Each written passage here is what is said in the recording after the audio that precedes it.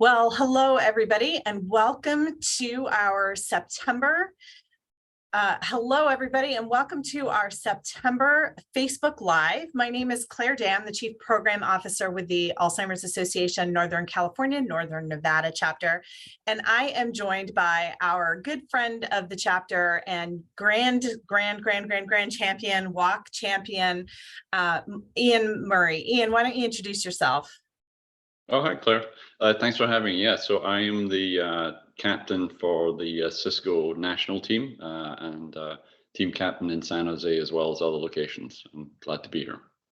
Well, and we're so glad that you were able to take time out of your very busy schedule today to join us for this Facebook Live. We're going to talk a little bit about walk today. We're going to talk about some exciting things that came out of the Alzheimer's Association International Conference and lots of other stuff. But before we get started, I want to just take a moment to acknowledge, I know here in Northern California and Northern Nevada, we've been having some really crazy weather, very high temperatures, this heat wave. We've got, we've got some fires happening in our region. We just want to acknowledge that we know that this has been a difficult few years, few months, few days for everybody as we're getting through. And to remind you that our helpline is available 24 hours a day. We have a pretty amazing team of care consultants who answer these calls. And of course, that number is 800-272-3900. And I would really encourage you to call out anytime you have questions, if you're feeling frustrated, if you're worried about where to go and get some cool air, if you're here in the Bay Area and experiencing some of these heat conditions, we have lots of resources and information, and try to keep up to date on all of those disaster preparedness things to be able to bring that to you. So again, just don't forget our helpline is always there for you, 1-800-272-3900. And I want to also bring some updates as far as our public policy front this month. We have some really exciting news out of the California Senate and Assembly. Senate Bill 861. This bill would improve how Californians access dementia care by supporting community health workers and promotores with needed training. And it's passed that Senate and Assembly. We're very excited about that because we believe that in the importance of that workforce enhancement and workforce providing those educational pieces. And we're also really excited about the reauthorization of the Napa National Alzheimer's Project Act through working on the ENACT Act, which is really a mouthful, but it's about equity in research. We talk a lot about the importance of clinical trials. We talk a lot about really our vision of a world without Alzheimer's and all other dementia. And the only way we're going to get there is through effective treatments that work for all. And the ENACT Act is really helping us to leverage that and make sure that we have diversity and inclusion in all clinical trials so that when we do find those effective treatments, that they work for everyone. So if you'd like to learn more about our advocacy work, I encourage you to visit alzimpact.org. That's ALZIMPACT.org. And of course, talking about clinical trials always makes me think about AAIC. And Ian, I don't think have you ever had the opportunity to go to AAIC? No, not in person, but I'm sure someday we'll manage that. I'd love that, because I think with all that you do for the Alzheimer's Association and your vision, you'd love to hear some of that latest research. And we really did have an exciting time just last month. Gosh, it's hard to believe that it's already September, and that was the beginning of August. We were all in San Diego for the Alzheimer's Association International Conference. And there were a couple of really important studies that came out looking at COVID-19. As you may remember, the Alzheimer's Association is working with other organizations like the World Health Organization to really try and understand the connection between the COVID-19 virus and its impact on our brain. And so there was a study that came out that talked about the persistent loss of smell due to COVID-19 and how that could be closely connected to long-lasting cognitive problems. And so what this research really illustrated was it wasn't as much as the severity during an incidence of COVID-19, but those long-lasting cognitive or long-lasting issues, especially around that sense of smell, might have that impact to cause later life cognitive problems. And I think it's sort of one of those things that really makes us think. We talk a lot about risk reduction. We talk a lot about what we can do to prevent Alzheimer's and dementia. There was no sort of big breaking news as far as effective treatments go this year. What we are going to do is put together an educational program on understanding the latest and advancing the science of Alzheimer's and dementia research. So I would encourage you to go to alz.org and look for those educational programs as they come out. And you can learn more about some of the other studies, like we learned a lot about what racism, an experience of racism has when it's associated and how it's associated, I should say, with poor memory or increased cognitive decline. Really great information on some new programs that are going to help lead the way in ensuring that side effects from some of these amyloid-based treatments are acknowledged and taken care of and tracked in a way through a scientific process through something called ALZNet. The association is launching that. And then we also got to hear some of the studies that I love to talk about, which are those that are talking about those healthy behaviors. Before we get into those, I would remind everybody that if you're really interested in this science stuff, to download that Science Hub app off of the Apple Store or Google Play, however you get your apps. It's called the Alzheimer's Association Science Hub. And it is a great app if you're interested in research. It's got all the latest information, all of that kind of information. But there was some really cool stuff about healthy behaviors. And, you know, Ian, when I think about healthy behaviors, I do think about the Walk to End Alzheimer's. And how much that can really tie into what we do here at the Alzheimer's Association. The first study, I'd be interested to hear if you've made any of these lifestyle changes in yourself. The first study that was really, it's kind of not surprising because it kind of makes sense when you think about it, is really looking and targeting those ultra processed foods. Anything that's been through that processing over of enough, you know, I always think about if you look at the label and you don't know how to pronounce 27 of the ingredients or you don't recognize what they are, that's probably where you could find an ultra processed food, right? So things that are high in sugar and high in trans fats and all of those things. You know, I wonder if you, like when you hear this information, and maybe we could just start by talking a little bit about why you got involved with the Alzheimer's Association and whether you have taken any of this to heart yourself. Sure. So, I mean, I got involved with Alzheimer's. Unfortunately, the disease has touched my family. Several members, my dad, my gran, my aunt, my uncle, all lost the disease. So there's definitely unfortunately, a history and a pattern that my family has with it. And certainly, I care about making a difference and seeing what can we do. I'm an engineer by background, so I like to fix problems. And so this does seem like a problem we should be able to fix. And so what can we do to, you know, whether it's through science or through lifestyle, that we can improve our chances of not being taken by the disease. And yeah, I certainly taken to heart I mean, something, you know, my dad would always say, you know, in past is you are what you eat. And so, you know, if you don't know what you're eating, as you say, the list of additives, they get hidden in food. It's, if you don't know what it is, you probably shouldn't be eating it. And so I definitely think a key to kind of long, healthy life is watching what you eat, as well as, you know, good social activities in terms of interactions with others, physical activity, making sure you're getting some exercise, Certainly in this last couple of years, a lot of us have been stuck in our homes. And so that isolation, I think we've seen it have an impact on others that are dealing with the disease. So getting out, spending time with people, watching what you eat, these are all things that, common sense. And I know that the sciences and the research is showing that it is connected, and that you really should think about what you're eating and what you're doing to have a good, healthy life. Yeah, I think that one of the things you just said that really sticks out is like common sense. We've been talking about this for decades, right?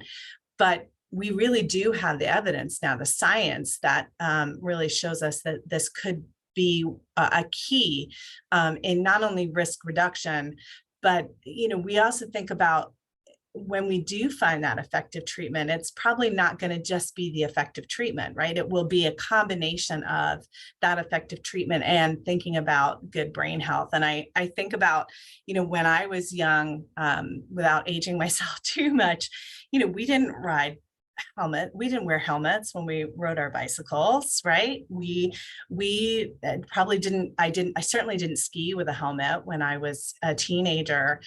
Now, we wouldn't think about sending a child on a bicycle without a helmet, right? And I feel like we're just getting to that point now where we can think about other things other than the physical protection of the brain, but thinking about those other things that contribute, right? It's good heart health and all of the things that lead to potentially reducing our risk of developing dementia. And of course, one of the things that I'm most passionate about with my work here at the association is the US Pointer study, which is hoping to test that exact theory of looking at all the things you just mentioned, the cognitive stimulation, the social isolation, or really the socialization of how people are interacting with each other and eating right and exercising, all of those things together, to see how it impacts our risk for dementia.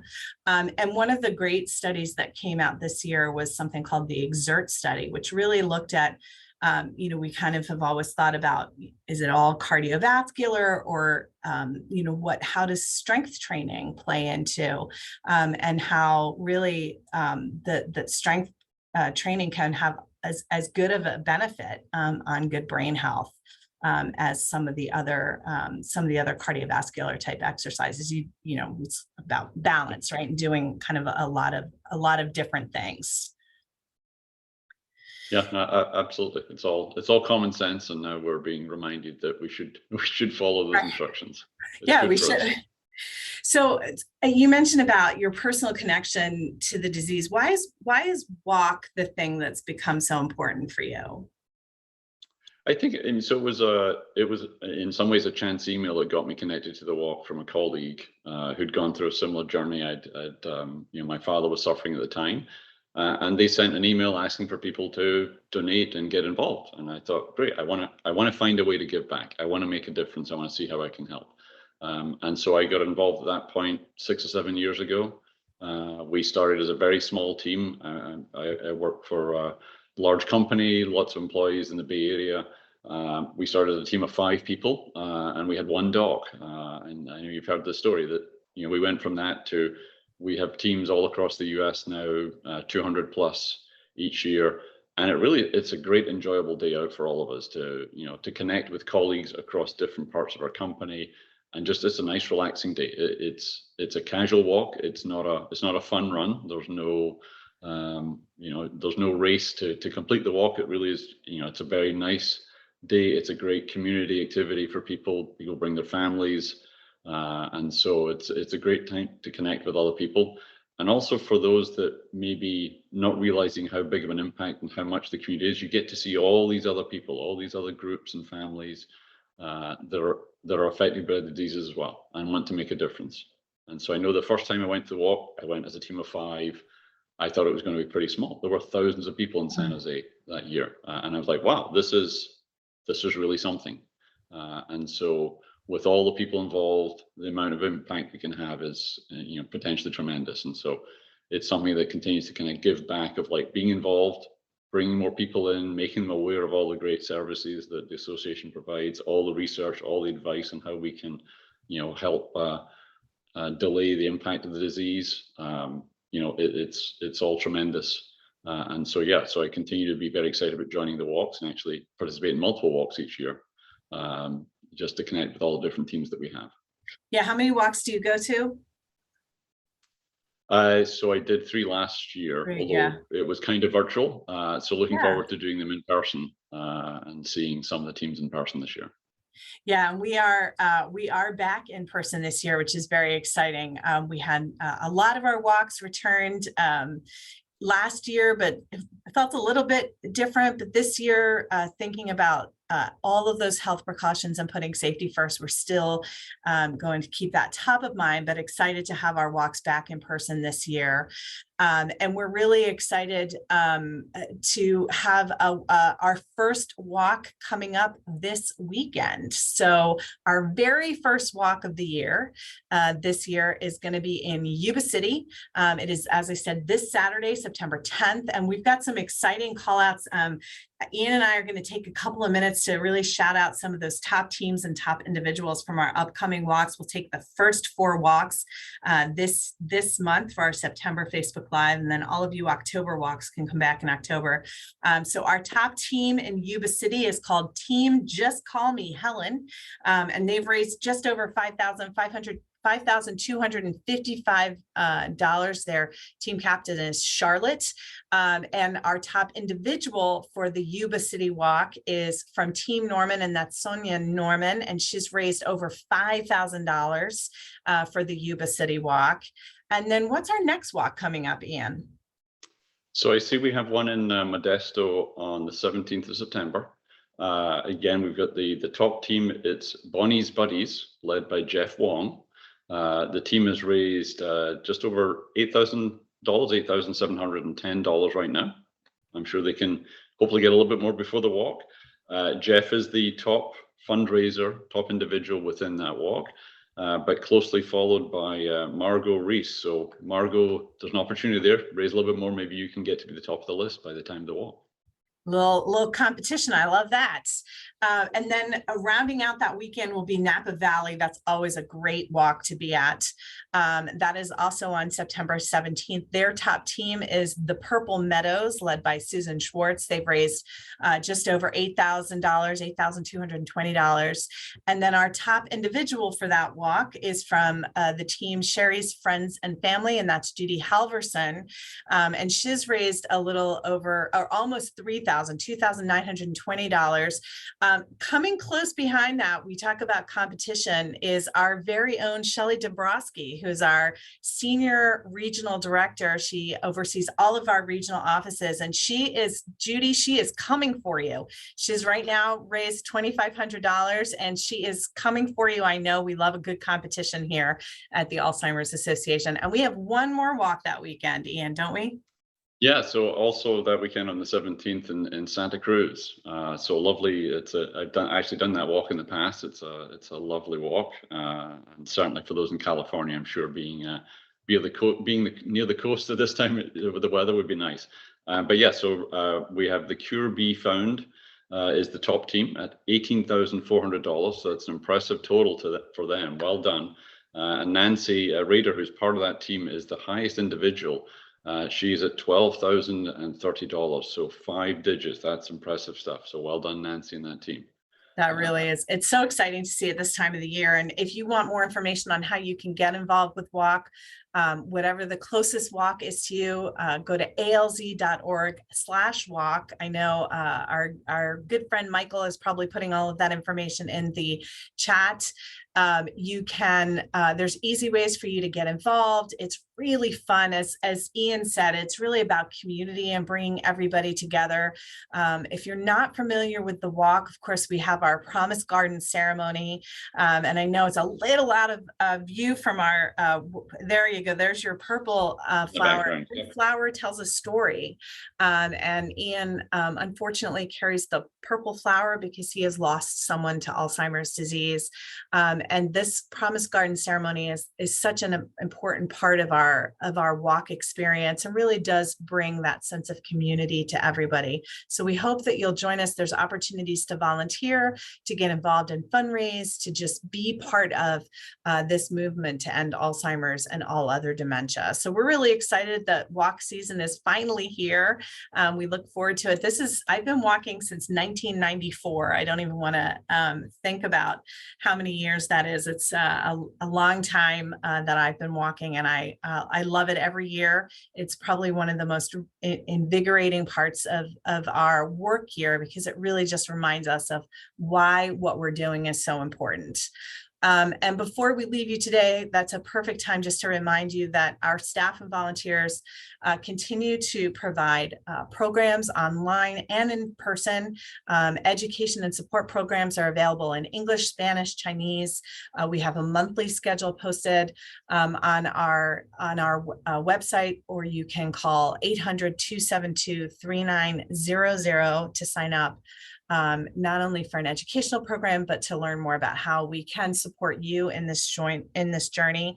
I want to thank everybody for joining us. I especially want to thank Ian for taking time out of his day to kind of help me with some of this work today. It's been great to catch up with you and have you spend some time with us. Any final thoughts you'd like to bring before we close up here? No, delighted to join, and would happy to meet lots of new walkers, existing walkers at the walks this year. Looking forward to it. We'll be looking forward to having you with us. And again, our next Facebook Live session will be on Wednesday, September 21st at 1:30. If you have more questions, just call that 800 number. And thank you all so much for joining us. Have a great day.